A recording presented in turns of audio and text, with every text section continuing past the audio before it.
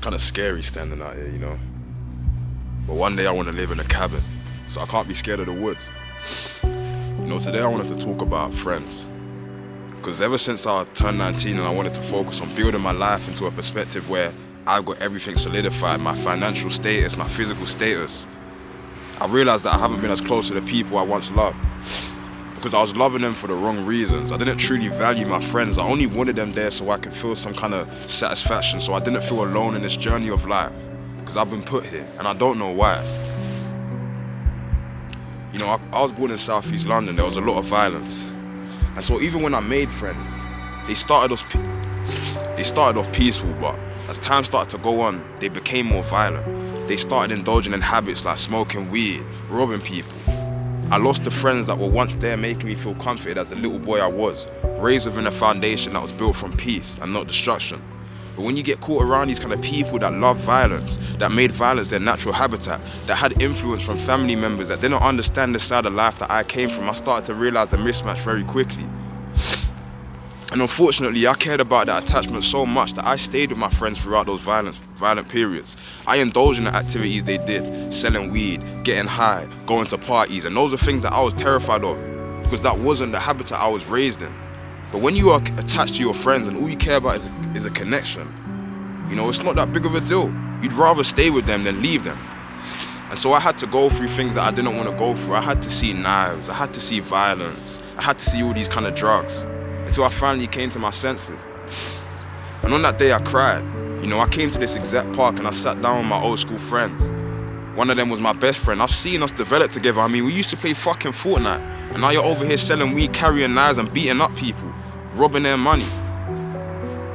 I saw it in their eyes, something weren't the same, and this was my last time that I smoked with them. We sat down on the bench, we built up our spliffs, and we smoked. Something fell off. It's summer, they're wearing hoodies and balaclavas. It's fucking summer. I know they ain't gonna backdoor me, but I just thought this is a bit suspicious. And so we're sitting there on this park bench talking about life. To be honest, we ain't really talking. Not many words are coming out of their mouth. And I just started to feel uncomfortable. The moment I got high, my brain started attaching to all these little meanings like, yo, you guys ain't the same kids that I met. So I got up and I said, you know what? I'm gonna go home now. I need to work on some stuff. I'm going to go spud both of them. And on their knuckles, I've seen these scars. I've seen these scars like going down. You know when you beat the fuck out of somebody, bro, because you're hitting their tough skin and it starts to rip in between your knuckles. I'm seeing these big ass scars on their knuckles. I said, what's that? Hey, don't worry about it, bro.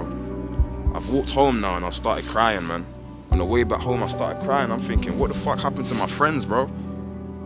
These ain't the same kids I used to play Fortnite with. And from that day on, I realized how important company was and how important it is to withhold your values, because if you don't hold on to your values, somebody else is going to assign them for you. And when somebody else assigns them for you, you no longer have control over your own life. And so life went on. I was about 16 at the time. Eventually, I dropped out of college and I started building a life for myself.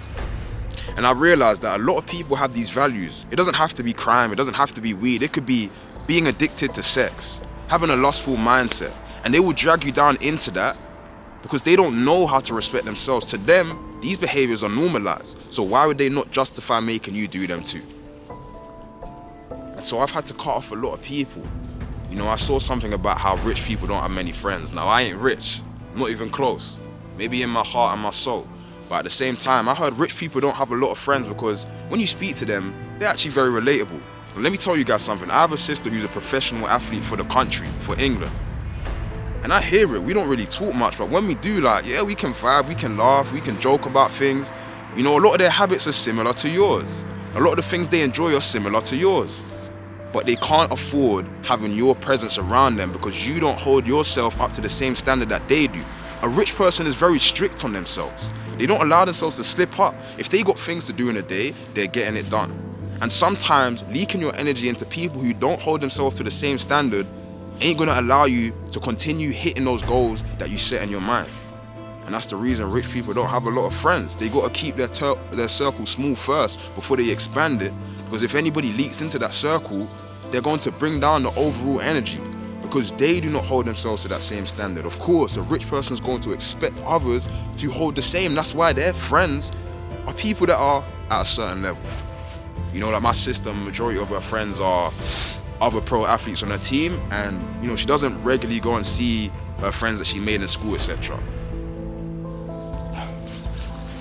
But yeah, man, you know, I do miss my fucking friends, and I do miss the school days. Back in year 9, year 10, we used to play games, bro. Life was all about enjoying yourself, running around in the football pitch. When did it turn into gang violence? I don't get it. When did it turn into gang fucking violence? Sometimes I sit here and question, why did I not go down that path? I gotta give a shout out to my parents. I wasn't raised through that lifestyle. Of course I have family that's involved in that life, but shout out to my mum. She kept me away from that.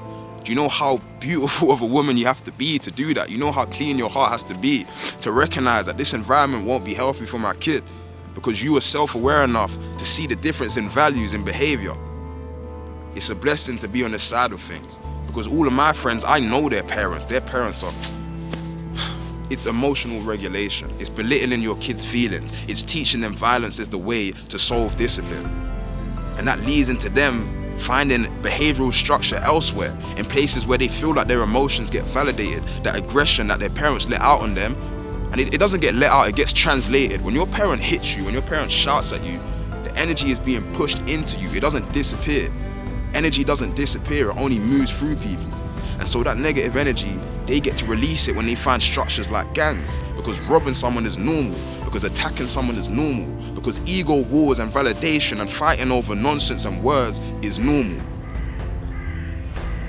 So yeah, man, I miss my friends, but we ain't the same. And that's why I'm trying so hard now to work on my self-awareness, because this doesn't just account to the criminal lifestyle. No, this accounts to everything. Toxic habits, drugs, sex, anything. If you don't get on top of those things now, the moment that you have children, you're going to put them into a life of suffering, because they're going to learn from you. And it doesn't have to be words. It's about how you deal with your emotions, how your energy feels in a room.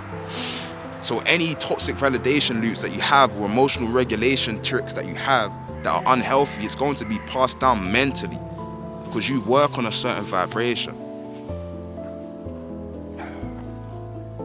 It's not as cold today. I was freezing the other day. Today I feel alright. What time are we at the clock? 7 minutes. This is my first time doing a video where I just talk. I want to get things off my chest in the morning, man. Because I hold on to it for the rest of the day, and it causes me to overthink. I start spiraling, bro. You know what I mean? After every little interaction, I'm fucking pulling from my childhood trauma, like, yo, I need to get this out somewhere. Because like I said, energy don't disappear.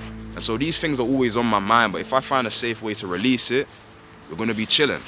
And so I advise it to anybody that overthinks as well. You know? I'm only 19 years old. This is the time in my life where I fucking focus. This is the time in my life where I put in effort everything that I do, 100% effort. Why would I not? I don't have responsibilities. Of course, I have to pay bills. I have to pay rent. That's just the shoes I'm in. I don't live with my father. I don't have another person who's financially stable. But at the same time, that's not a fucking excuse, bro. Nobody's coming to save me when I'm 30 or 25 thinking about having children. So if I don't go all in now, I'm gonna be 30 and 25 in fucking survival mode. Why would I wanna be in those shoes, bro? That's how you start getting into fast money, because life is beating you down to the bricks, to the bone, to the bricks. Yeah, man. Look, this is the stage where you have to really deep it in your mind, bro. Comfort is going to be poison. If you try and feel comfortable all the time, you're not actually going to get tasks done. Comfort is poison. I can't remember the quote that I got that from, but it was like this Japanese warrior, or one of those kind of, you know, those people that they're just locked in like the monks. If you're always trying to chase comfort, you're never going to be able to get anything done, because comfort is what comes when you have no responsibilities. It's uncomfortable to get up and go brush your teeth, as silly as that sounds. You have to actually move your body when you wanted to stay in bed sleeping. That's such a small way to talk about it, but it's like if you want to go to the gym, for example, you have to train your body, and that's going to hurt. The reps are going to hurt, but you have to deal with that discomfort in order to have growth. If you chose comfort every single day, you'd just be a couch potato, bro. You'd be eating junk food, watching shows at a time, and eventually your dopamine receptors would get fried and you'd be depressed. So I wouldn't really recommend that lifestyle. I've got a lot of tasks to do today, And sometimes I procrastinate a lot, I'll be honest. Sometimes my central nervous system gets fucked up. Because I just got a text from a girl this morning and she's talking about oh, I'm sorry if I made you feel bad. Like, bro, I literally didn't want to talk to you. And now you're apologizing for making me feel bad. We just was misaligned. Sometimes you talk to a girl and you guys just don't have the same values, and that's okay. But there's all these attachment styles these days, and some girls love you. Some girls love you immediately. Some of them give you the cold shoulder. They talk to you once and then they treat you like you're not even there. Other ones just don't let you go, bro. And they're always trying to bring you back into their life for stability. I didn't want to hear that text this morning, bro. Because when I have to think about things like that, it opens up all the old wounds, all the situationships I had, all the miscommunication I had with girls in the past. And taking an emotional hit like that in the morning is not healthy. So I realized I really got to protect my energy. Everyone's got to protect their energy. Because then you won't have clarity. And when you don't have clarity, you underperform. You scramble, you procrastinate because your central nervous system isn't in a state to perform well. And I don't have anything against that woman, bro. Like, I honestly wish her the best in life. But at the same time, like, it just goes to show how us humans are still developing. I mean, me and her are both young, innit? Frontal lobe ain't fully developed, you know what I'm saying?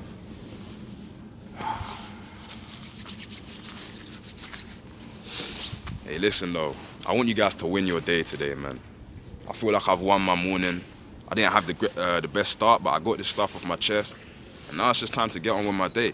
I time blocked all of the activities I'm gonna do today, and I'm gonna make sure I get them completed. Alright guys, see you later, man.